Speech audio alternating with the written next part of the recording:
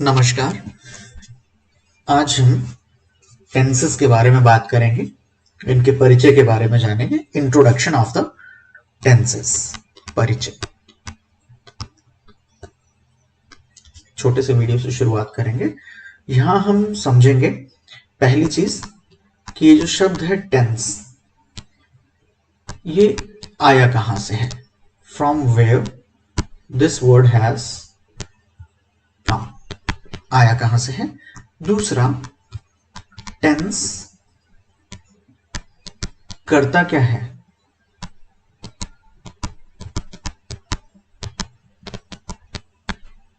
कई बार क्या होता है कि हम चीजों को पढ़ते जाते हैं लेकिन उनके बेसिक्स को नहीं समझ रहे होते, इसलिए उसमें हमें रुचि नहीं आ रही होती है, तो हम इसको रुचिकर बनाएंगे। शुरुआत करते हैं कुछ एग्जाम्पल्स के साथ। हम एक एग्जाम्पल लेते हैं, एक सेंटेंस, आई प्ले चेस। एक और सेंटेंस लेते हैं, आई प्लेड चेस। एक और एग्जाम्पल ले लेते हैं, आई शैल प्ले चेस। अब चूंकि हम लोग हिंदी भाषी हैं तो इनके ट्रांसलेशन भी कर लेते हैं हिंदी में, ठीक है।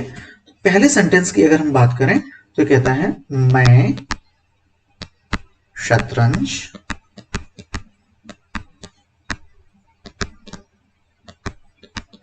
खेलता हूं।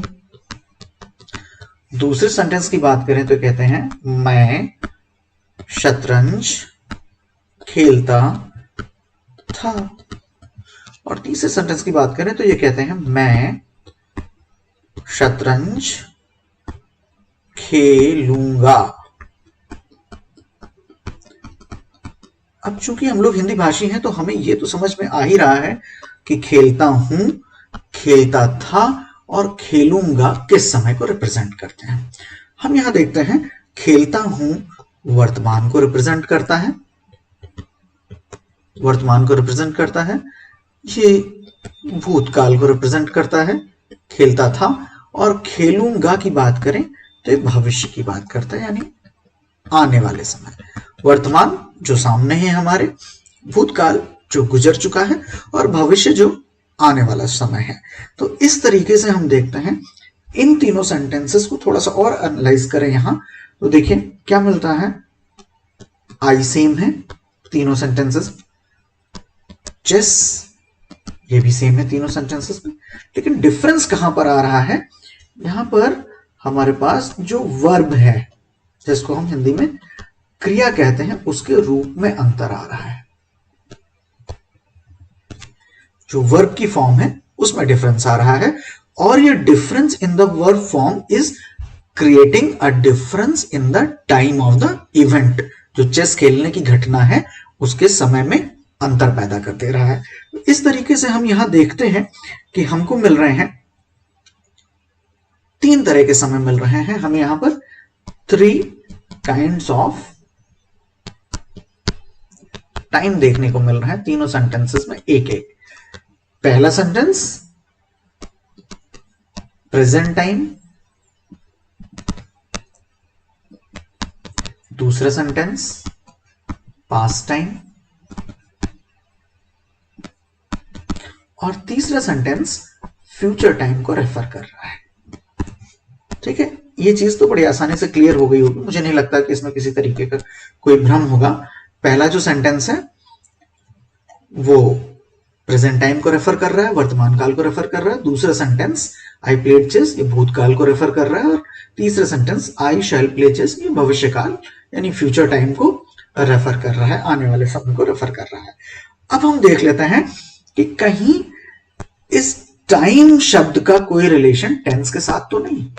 जो टाइम है इसका कोई रिलेशन टेंस के साथ तो नहीं है। अगर ये चीज हमको पता चल गई तो आप समझ लीजिए हमें टेंस समझना बहुत ही आसान हो जाएगा। तो आइए हम थोड़ा सा पीछे चलते हैं और देखते हैं हमने जो पहला क्वेश्चन लिया था कि टेंस आया कहां से, ये शब्द आया कहां से है। हम बात करते हैं ये शब्द जो है टेंस, जो बड़ा हल्का फुल्का लग रहा है, बड़ी भारी जगह से आया है, और उस जगह का नाम है लैटिन। लैटिन एक ओल्ड लैंग्वेज हुआ करती थी। इस लैटिन भाषा में एक शब्द था, और वो शब्द था टेम्पस। ठीक है, ये टेम्पस शब्द है। इस टेम्पस शब्द से ही टाइम शब्द आया है। इस टेम्पस का मीनिंग ही टाइम होता था। लैटिन का जो वर्ड है टेम्पस, इसका मीनिंग क्या है? टाइम। और इसी टेम्पस से शब्द बना है टेंस। तो इस तरीके से हम देखते हैं tense is straightforward related to time. Tense किसके साथ जुड़ा हुआ है? टाइम के साथ जुड़ा हुआ है। ठीक, तो हमको यहां पर तीन तरीके के जब टाइम मिल गए हैं, इसका मतलब तीन तरीके के टेंसेस भी होंगे। और वो तीन तरीके के टेंसेस कौन से होंगे? प्रेजेंट टेंस, प्रेजेंट टेंस, दूसरा पास्ट टेंस, और तीसरा फ्यूचर टेंस। और इनको हम हिंदी में कहते हैं ये वर्तमान काल, ये भूतकाल, और ये भविष्य काल। अब देखिए, ये तीनों काल किस पर डिपेंड करते हैं? आपने ऊपर की तीनों सेंटेंसेस में देखा, ये डिपेंड करते हैं किस पर?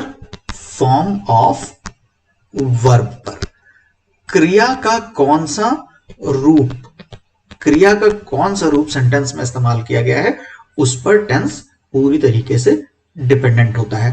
तो ये देख लेते हैं कि टेंस करता क्या है। टेंस क्या करता है? Tense denotes the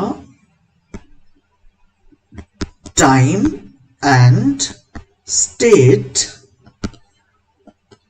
of any action given in the sentence। क्या करता है? टेंस क्या करता है? टेंस डिनोट करता है दो चीजों को, टाइम घटना के होने के समय, और स्टेट। स्टेट का मतलब होता है स्थिति। अब स्टेट स्थिति का मतलब यहां पर कि जो काम दर्शाया गया है सेंटेंस में, वो पूरा है या अधूरा है या निरंतर चल रहा है। अगर हम ऊपर के ही सेंटेंसेस को देख लें तो देखिए, आई प्ले चेस, मैं शतरंज खेलता हूं, मैं खेलता हूं, लेकिन ये नहीं पता है कि ये काम चल रहा है या रुक गया है या पूरा हो चुका है या अधूरा है, ये नहीं पता चल रहा। आई प्लेड चेस, मैं शतरंज खेलता था, ये काम यहां पर पूरा हो चुका है। और यहां आई शैल प्ले चेस, ना तो काम शुरू हुआ है ना काम पूरा हो चुका है, बल्कि काम भविष्य के लिए बाकी रह गया है। भविष्य में ही शुरू होगा और भविष्य में ही पता नहीं पूरा होगा कि नहीं होगा।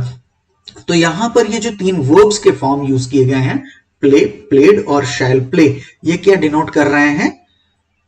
Time and state of any action given in the sentence. तो इस तरीके से हम देखते हैं कि टेंस ये दो काम करता है, किसी भी कार्य के होने के समय को दर्शाता है और उसकी स्थिति को दर्शाता है। ठीक है, स्थिति को दर्शाता है। और यह दोनों वो किसके माध्यम से करता है? इस कार्य को करने के लिए टेंस को चाहिए होती है वर्ब। ठीक है, उसको चाहिए होती है वर्ब, और वर्ब के अलग अलग फॉर्म्स अलग अलग टेंसेस को रिप्रेजेंट करते हैं। थोड़ा सा आगे बढ़ेंगे इस इंट्रोडक्शन में कि जब हमने बात करी दो चीजों की, एक तो टाइम की बात करी और दूसरी बात करी स्टेट ऑफ द एक्शन, किसी भी एक्शन में इन दो चीजों की बात करी। तो इनको जब हम थोड़ा सा और एनालाइज करते हैं तो हमें हर एक मेन टेंस के चार चार सब टेंसेस मिलते हैं, यानी उनके सब पार्ट्स मिलते हैं। और वो सब पार्ट्स क्या होते हैं? फर्स्ट पार्ट इज सिंपल, और इसी को इंडेफिनिट कहते हैं। दूसरा जो पार्ट है, सब पार्ट है, उसको कहते हैं कॉन्टिन्यूअस। इसके बारे में भी हम चर्चा करेंगे। और तीसरा है परफेक्ट, और चौथा है परफेक्ट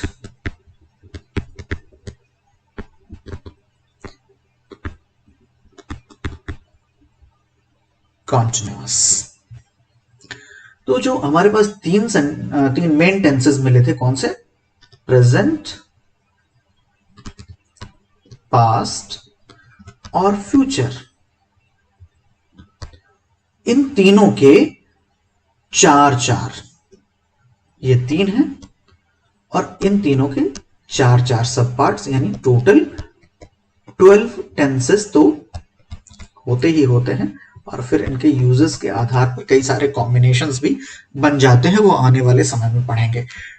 अब देख लेते हैं कि सिंपल या इंडेफिनिट जो होता है वो क्या रिप्रेजेंट करता है। यहां पर क्या होता है, we do not know about the action whether it is complete और इनकम्प्लीट। ठीक है, यानी कंप्लीटनेस या इनकम्प्लीटनेस, इसके बारे में कुछ भी हमें पता नहीं होता है। whether the action is complete or incomplete we do not know। Indefinite ये नहीं रिप्रेजेंट कर पाता है, बस वो एक्शन के बारे में बता देता है कि ये एक्शन है, होता है, बट वो कंप्लीट है कि नहीं है इस बारे में कुछ भी नहीं बता सकता है। अगर हम कॉन्टिन्यूअस की बात करें तो यहां पर हमें क्लियर पता चलता है, ये कॉन्टिन्यूअस टेंस हमें बताता है कि the action shown in any sentence is incomplete. कैसा है? अधूरा है, लेकिन वो रेगुलरली चल रहा है, वो कॉन्टिन्यूअसली चल रहा है, यानी going on. Incomplete but going on, यानी दिस कॉन्टिन्यूअस टेंस जो होता है ये रिप्रेजेंट करता है कॉन्टिन्यूटी ऑफ सम एक्शन। ये कॉन्टिन्यूटी ऑफ एक्शन को रिप्रेजेंट करता है। तो जहां भी कॉन्टिन्यूअस आ जाएगा आपको पता चल जाएगा कि यहां एक्शन तो इनकम्प्लीट है लेकिन वो कॉन्टिन्यूअसली चल रहा है। परफेक्ट की बात करें तो परफेक्ट क्या कहता है? परफेक्ट का हिंदी में मतलब ही होता है पूर्ण। कार्य जो है वो पूरा हो चुका है। Completion of action, completion of action is denoted by perfect tense. Perfect tense जो है जहां भी आएगा आप जान जाएंगे, तुरंत समझ जाएंगे कि कार्य जो है वो पूरा हो चुका है, इट इज डन। ठीक है, और फिर आ जाते हैं परफेक्ट कॉन्टिन्यूअस की बात करते हैं। परफेक्ट कॉन्टिन्यूअस में क्या होता है कि यहां देखिए, कॉन्टिन्यूअस जहां कहीं भी आ जाएगा आप पहले ही समझ जाइए कि वर्क जो है वो इनकम्प्लीट है। ठीक है, वर्क कैसा होगा? इनकम्प्लीट होगा। और इनकम्प्लीट है लेकिन इसके पहले परफेक्ट लगा हुआ है, तो यहां पर क्या डिनोट किया जाता है? The work is incomplete but going on since long. Is it clear? एक बार रिवाइज कर देते हैं और फिर सबके बारे में आगे और डिटेल में चर्चा कर लेंगे। सिंपल इंडेफिनिट, सिंपल या indefinite, completeness and incompleteness of the task or action is not known. Continuous, the task is incomplete but going on continuously. Perfect, the work has been perfectly done, the action is complete, पूर्ण हो चुका है.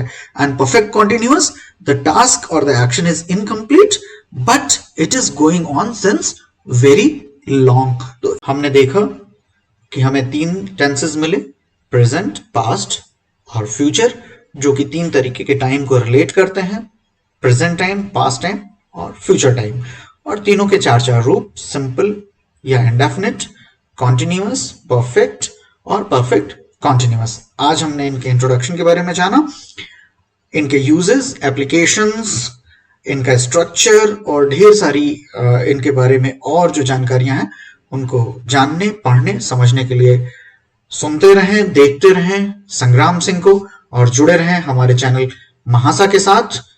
तब तक के लिए जय हिंद.